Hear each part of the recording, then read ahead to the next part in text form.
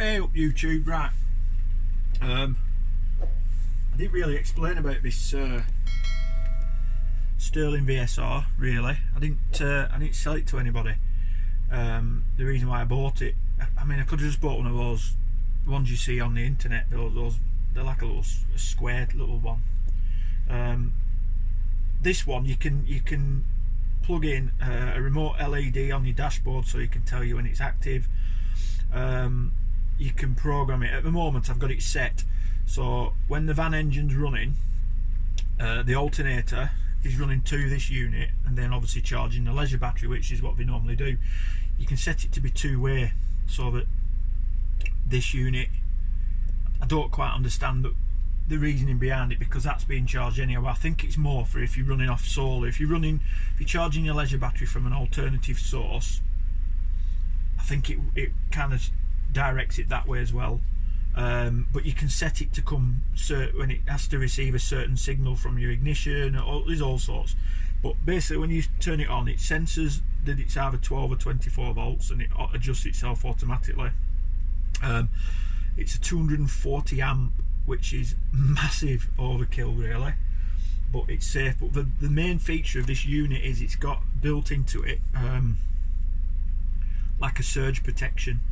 And obviously I teach now, but before I worked in schools and everything, I was worked with fire systems, and we've been to a few sites in the past where I found relays welded together where they've had power surges. What this does, if for any reason your alternator plays up or you do get a surge down the thing, it absorbs it and it doesn't activate the unit until it's settled down, so it stops your unit potentially being damaged. And if they do get damaged, I've heard a few horror stories about the VSRs not working correctly and flattening the van battery, which apparently this one won't do. It's quite expensive, so I'm hoping that that's the case and it doesn't do it. But yeah, it's doing its job. It's coming on. Obviously the van's running at the moment, as you can hear, and also it's charging now. It pulses. I'm not sure. I've spoke to someone. I've asked one of the YouTubers about this, and they said he does the same thing. Yeah, it's a bit strange. Whether it does that when solar goes up, I don't know. But I haven't got to the solar point yet, no, because I'm having a bit of a rethink. I was going to try and fit the solar this week. I could still do, but I was going to go to a DIY store and buy some box section and some alley plates and things like that. And I've instead, what I've done now, I've just gone and ordered a set of roof bars, second-hand roof bars, in black. I'll just clean them up, maybe repaint them, put them on. I can bolt the solar panel to that, then I think it's just a bit easier. So there you go. I've gone all techno. Whee! Got myself a little tripod and everything, so it's a bit slanted, but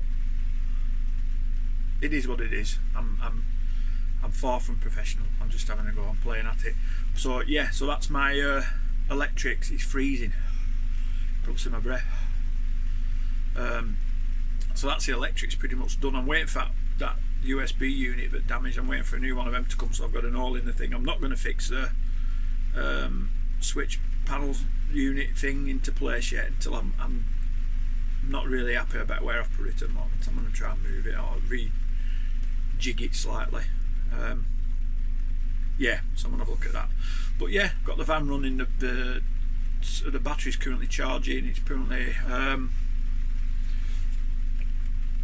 nearly 1 amp going into the battery.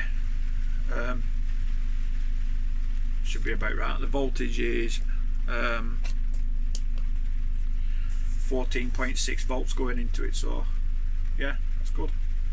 It's doing its job. Obviously, as you've not seen, I've put the inline fuses, so where the positive leaves your van battery, more or less straight away, as short as possible, between the terminal, I've put a fuse, one of those resettable fuses, and then I've run it obviously to VSR unit, and then from the VSR unit I've put an inline fuse again there just to protect that circuit. And obviously I've got my 12 volt circuits. I've done some calculations. I've only got it's not permanently in place yet, so I will be doing some calculations to kind of work out what size fuses I'm going to need. But I'm going to be running just USBs. I'm going to have 6 LED lights up on the roof in banks of 2, so they don't pull a lot of current. I think the most power hungry device I'm going to have is that cool box. See where we go on with that. It was alright. I found it a little bit noisy, and it doesn't have a thermostat. So what I've done, I bought it only about £3 odd. I bought a little temperature sensitive relay that you can set. You can set it to come on if you want things to cool, or you can set it to come on if you want things to heat. You can alter it. You can alter by the speed in which it activates and comes on. So my theory is I'm going to put the temperature probe inside the cool box, kind of look online on what I want it to run at, and then I'm going to program that unit, stick it to the side of the cool box, and then it'll act kind of as a remote on off switch for the cool box. So if the cool box starts to warm up, it'll turn on.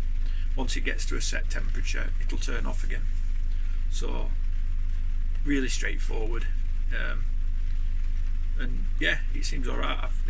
And they were good, really good. They sent me a spare PCB as well, which is really, it comes in a little, it comes with a little case and you build it. I saw it initially on Luke's van life. He was using it to cool down his electric cupboard, and I just thought, oh, that might be a good idea. So I mean, we don't know what the real plan is for this yet. This is kind of our experiment, you know, to learn, make our mistakes in this van in the best possible way. I don't want to try and make it sound bad, because I might end up selling this to buy a bigger van. Everything will be good, but it's been an ideal opportunity to kind of just do things and then go, I don't like that, and put it right again. Which is, I think, like everybody says when you watch these videos, everybody says it's never finished, and I suppose it never is. But yeah, you just do your best, can't you? So yeah, I've got some more videos of it up and running, but you can see it there. It's working. Yeah, happy so far.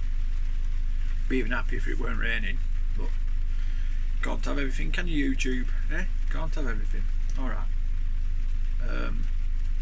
Yeah, that's it so far. Oh, I just want to say, I've discovered another YouTube channel that absolutely cracks me up. I can't stop watching it. He does a video every day.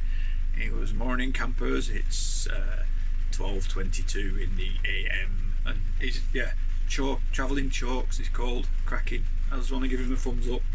Make me laugh, mate. Brilliant. All right, buddy. Anyhow, thanks YouTube. Thanks for watching. Take care. Look after each other. See you later. Bye bye.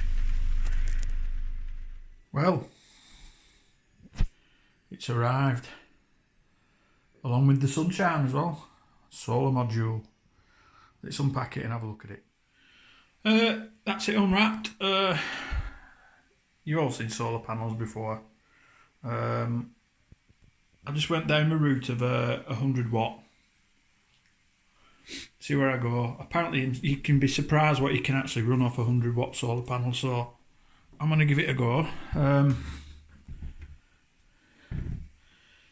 That's the settings. It's only 1200 by 540 by 30mm. So yeah, see how I go with it.